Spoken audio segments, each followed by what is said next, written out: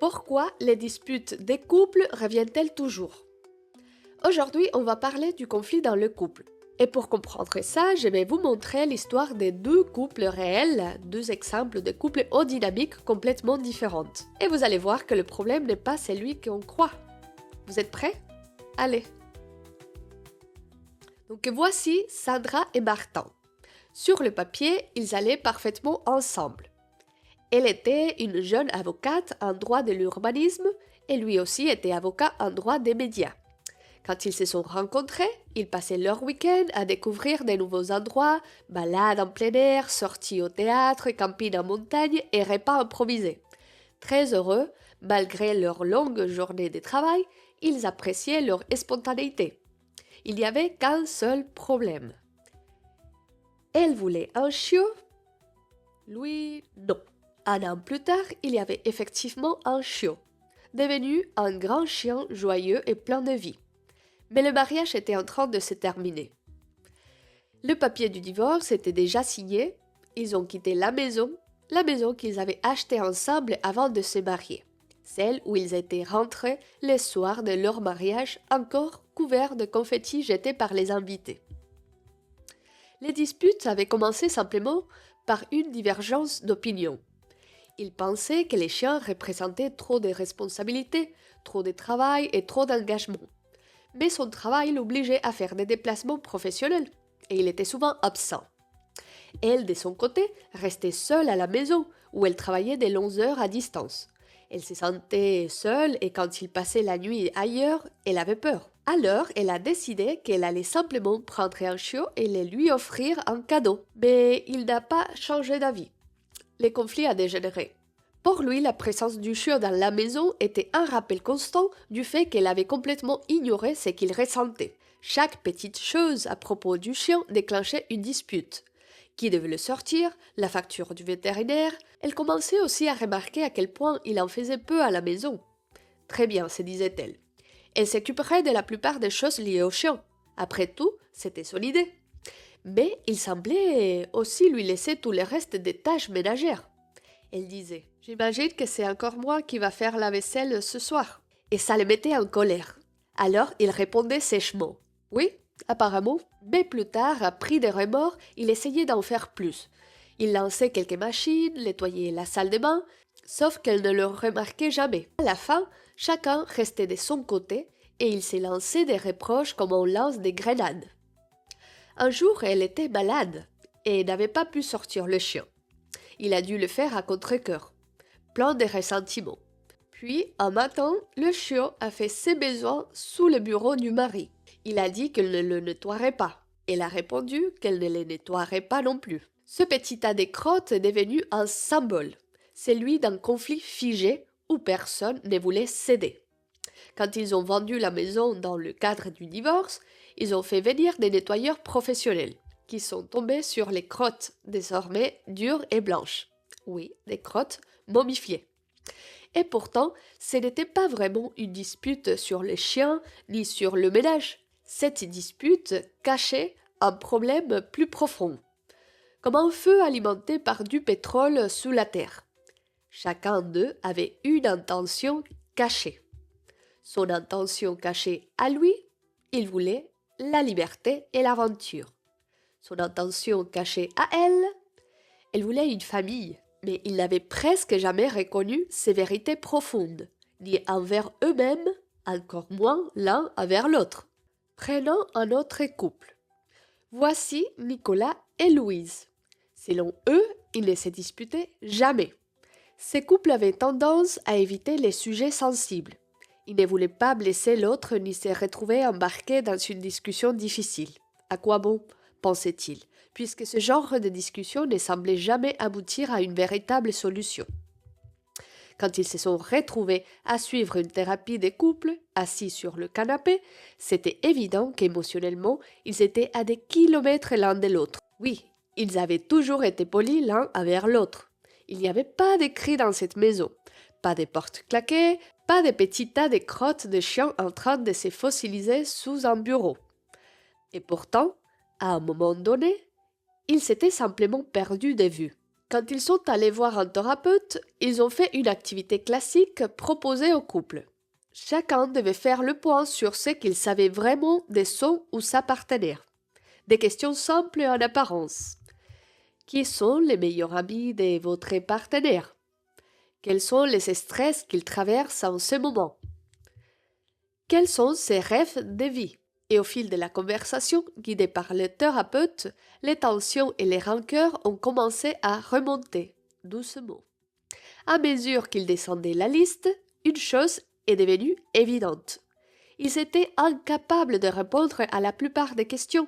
À un moment, le mari a avoué aussi quelque chose qui le dérangeait depuis des mois, mais qu'il n'avait jamais dit à sa femme. Elle avait pris l'habitude de sortir boire un verre avec un collègue chaque vendredi soir, au lieu de rentrer directement à la maison. Ça les dérangeait, parce que eux-mêmes n'étaient pas sortis ensemble depuis et ils ne se souvenaient même plus de la dernière fois. Elle a été choquée. Mais je t'ai demandé si ça te dérangeait, et tu m'as dit non. Pourquoi tu ne m'as rien dit? Il a répondu, eh bien, je ne voulais pas me disputer. Voici une vérité importante à reconnaître. Les conflits est une composante naturelle de toute relation humaine. On a tendance à associer un faible niveau de conflit avec le bonheur. Mais ce n'est tout simplement pas vrai. L'absence de conflit n'indique pas une relation solide. En réalité, ça peut mener exactement à l'inverse. Ces deux cas que je vous ai présentés sont tirés des travaux de John Gottman et Julie Gottman, deux psychologues mondialement reconnus pour leurs recherches sur les relations des couples. Depuis plus de 50 ans, ils étudient la science de l'amour. Ce sont eux qui ont créé le célèbre Love Lab, un laboratoire dans lequel ils ont analysé des milliers de couples. Ils invitaient des couples à passer un week-end dans un appartement comme un Airbnb et filmaient leurs interactions, puis les suivaient pendant des années, parfois même des décennies, pour observer l'évolution de leurs relations. Et une chose les intéressait particulièrement, le conflit et la manière dont les partenaires interagissent avant, pendant et après une dispute. Qu'est-ce qu'on peut apprendre de ces deux cas et de la façon dont les conflits fonctionnent? Dans le premier cas, en apparence, un simple chien peut briser une relation. Mais en réalité, on touche à des sujets beaucoup plus profonds, des valeurs, des désirs et des besoins qui ne sont pas exprimés. Dans le deuxième cas, on voit comment deux personnes qui évitent les conflits finissent avec le temps par créer une distance insurmontable entre elles. Parce que le conflit est une forme de connexion. C'est à travers lui que l'on découvre qui on est, ce que l'on veut, qui est notre partenaire et ce qu'il ou elle veut. C'est comme ça que l'on apprend à vivre avec nos différences et à trouver nos points de connexion. Le problème, c'est qu'on ne nous a jamais appris à bien gérer les conflits. On n'a jamais eu de cours là-dessus. On entre dans nos relations à l'aveugle, sans toujours avoir conscience que notre manière de nous disputer vient de notre enfance, de notre éducation, de notre culture et de nos expériences passées. Maintenant, revenons à la question de départ. Pourquoi les disputes des couples reviennent-elles toujours? Selon les travaux de Gottman, l'une des raisons principales, c'est que nos conflits ne disparaissent pas. Les données montrent que, peu importe le sujet, il y a de fortes chances que vous vous disputiez toujours à propos de la même chose. Pourquoi? À cause du 69. Non, pas celui-là. L'autre, le 69% des conflits perpétuels. En fait, dans un couple, il existe deux types de conflits. Les conflits solubles et les conflits perpétuels. Les conflits solubles sont ceux qu'on peut résoudre. Par exemple, vous vous disputez parce que l'un des deux oublie souvent de sortir les poubelles, mais en parlant, vous pouvez simplement vous mettre d'accord sur un nouveau système. Donc chacun a des jours fixes, par exemple. C'est un problème logistique réglable. Mais les conflits perpétuels sont différents. Ce sont ceux qui reviennent encore et encore. parce qu'il touche à quelque chose de plus profond. Ça touche à votre personnalité, ça peut toucher vos valeurs, vos priorités ou encore vos croyances. Personnalité, valeurs, priorités, croyances. Faisons un exercice. Imaginez un dauphin et une tortue qui vivent ensemble.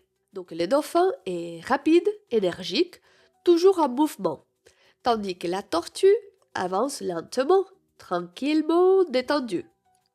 Les dauphins s'agacent souvent. « Allez, dépêche-toi !» Et la tortue réplique. « Mais oh, calme-toi, pourquoi c'est pressé ?» Chacun suit son propre rythme inscrit dans sa nature. Le dauphin ne pourra jamais ralentir autant que la tortue et la tortue ne pourra jamais nager aussi vite que le dauphin. Ces différences sont la source de leurs disputes. Ils peuvent s'énerver à cause de ça, ou ils peuvent apprendre à apprécier ce que chacun apporte. Parce que la vérité, c'est qu'on ne tombe pas amoureux de nos clones. On est attiré par des personnes différentes de nous, des personnes qui nous complètent. En résumé, la grande majorité de nos problèmes, 69% pour être précis, sont perpétuels, pas solubles. Et ça, c'est énorme. Ça signifie que la plupart du temps, les disputes que vous avez avec votre partenaire n'ont pas de solutions simples ni de réparation facile. Mais croyez-moi, ces différences sont là, elles ont toujours été là. Le problème, c'est qu'on ne les voit pas. Parce qu'on est enfermé dans notre bulle, dans notre propre perspective. Il y a justement une phrase de Mathieu Pajot qui m'a fait réfléchir sur ce sujet. Il dit « Parfois, nous ne pouvons pas voir les choses parce qu'elles sont trop complexes et nous paraissent comme des ténèbres ou des nuages. Mais lorsque les choses sont très simples, nous ne les voyons pas non plus, pour une raison différente. C'est comme s'ils étaient transparentes. Le dauphin continuera toujours à se plaindre de la lenteur de son partenaire tant qu'il n'aura pas compris qu'il est avec une tortue. Et pourtant, elle a toujours été là depuis le début, exactement telle qu'elle est, une tortue. Il faut pouvoir regarder son partenaire en face et se dire « Voilà la personne que j'ai choisie et que j'aime.